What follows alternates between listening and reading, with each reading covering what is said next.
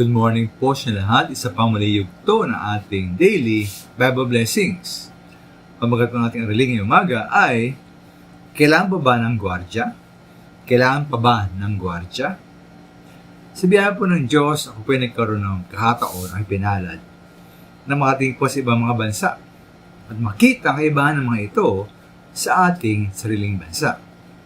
Halimbawa po, napansin ko mga minamahal sa ibang mga mayamang bansa na walang mga gwardya, walang mga guards sa mga establishments.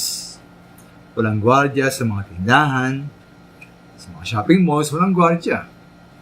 Kaya nga po sa mga bangko, walang gwardya. Kaya po sa mga tindahan, siguro ang mga tao ay maaring magpuslit at magnakaw ng mga paninda na hindi mapapansin. May puti lang walang gumagawa noon at wala po nagnanakaw. Dahil kung meron naman magnanakaw, dapat siguro sila naglayin na ng mga bantay para maiwasan ang mga pagnanakaw. Pero wala ang mga gwardya. Wala. Ngayon po sa ating bansa sa Pilipinas ay ibang-iba, di po ba?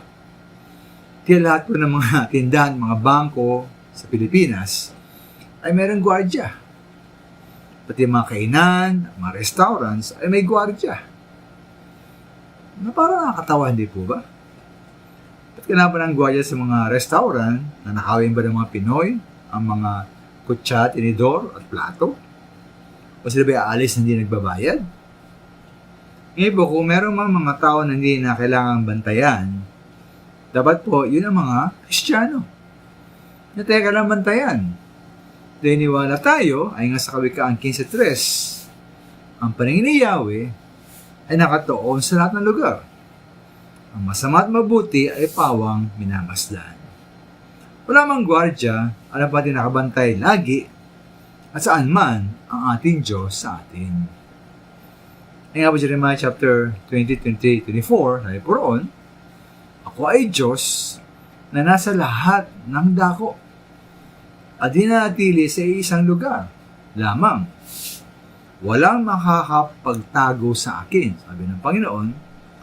May kita ko siya kahit saan siya pumunta, sapagkat ako'y nasa lahat ng lugar, sa langit at sa lupa. Kaya maminang wala pong makatago sa ating Panginoon.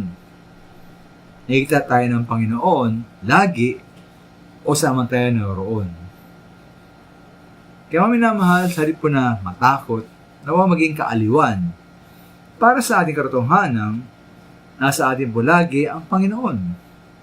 Siya po ay nasa atin, kanyang laging presensya, at bagabantay ng Diyos ay nasa atin. Salamat.